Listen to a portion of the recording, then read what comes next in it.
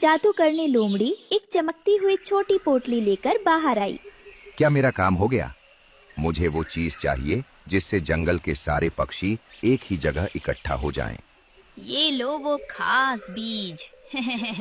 इसका फल इतना रसीला और जादुई है कि जो इसे एक बार चखेगा वो उड़ना भूल जाएगा। फिर वो पूरी तरह तुम्हारे बस में होगा। बहुत खूब।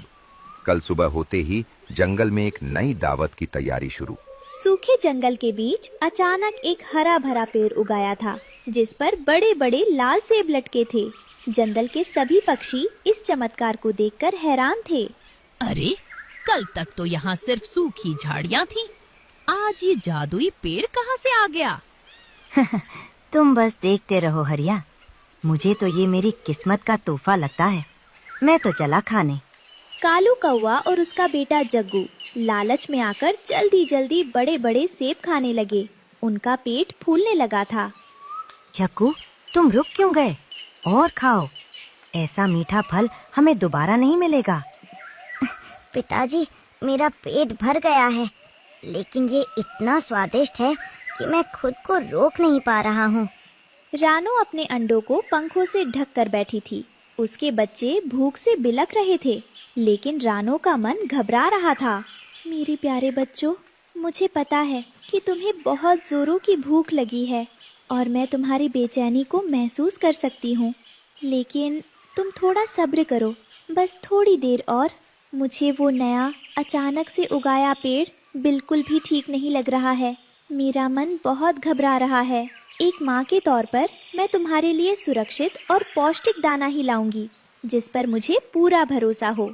हम कोई भी जल्दबाजी नहीं करेंगे। माँ, बहुत भूख लगी है। कालू काका तो वही फल खा रहे हैं, आप क्यों नहीं लाती? कालू और जग्गू का शरीर इतना भारी हो गया था कि वे जमीन पर ही गिर पड़े।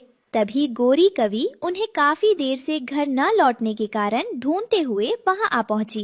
कालू जी, मैं पूरे जंगल में आप दोनों को ढूंढ रही हूँ। आप यहाँ नीचे क्यों बैठी हैं? चलिए, अंधेरा होने वाला है। गोरी, मुझसे उड़ा नहीं जा रहा। मेरा और जग्गू का शरीर पत्थर जैसा भारी हो गया है। हमें माफ कर दो। बुल्ला चील अपनी गुफा से नीचे देख रहा था और उसकी आंखों में एक क्रूर चमक थी। शाबाश, खाओ और मोटे हो जाओ। जब तुम उड़ नहीं पाओगे तब मैं तुम्हें आसानी से अपना शिकार बनाऊंगा। आज की दावत बहुत शानदार होगी। रानो चिड़िया जांच करने के लिए पेड़ के पास आई। उसने जैसे ही एक गिरे हुए सेब पर चोंच मारी, उसमें से लाल रंग का खून जैसा तरल बहने लगा। हे भगवान, ये तो फल नहीं, ये तो कुछ और है। इसमें से रस नहीं, खून निकल रहा है। मुझे तुरंत सबको सावधान करना होगा। ये कोई साजिश है। रानो झाड़ियों में छुपी डर से कांप रही थी। उसकी थरथराहट से पास के पत्ते पर रेंग रही रानी चींटी का ध्यान उस पर गया। तो ये पुल्ला का जाल था। अगर मैंने जल्दी कुछ नहीं किया तो ये सबको खा जाएगा। रानो बहन, तुम इतना कांप क्यों रही हो? मैंने तुम्हें यहाँ छुपते हुए देखा। क्या मुसीबत है? रानो ने रानी चींटी को सब बताया। रानी चींटी ने उसे एक कड़वी जड़ी बूटी का पता बताया जो जादू को काट सकती थी।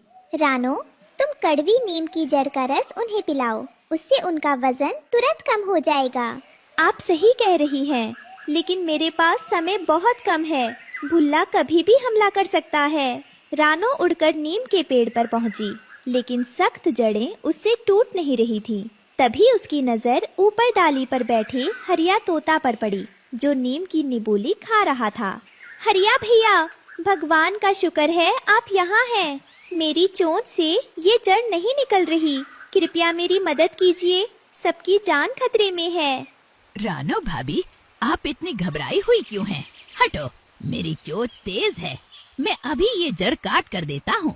रानो चोंच में जड़ दबाकर तेजी से लौट रही थी। तभी भुल्ला चील ने उसे देख लिया और उसका रास्ता रोक लिया। अरे छोटी चिड़िया, इतनी जल्दी में कहाँ जा रही है? और ये चोंच में क्या है? हे भगवान, अगर मैं रुकी तो सब खत्म।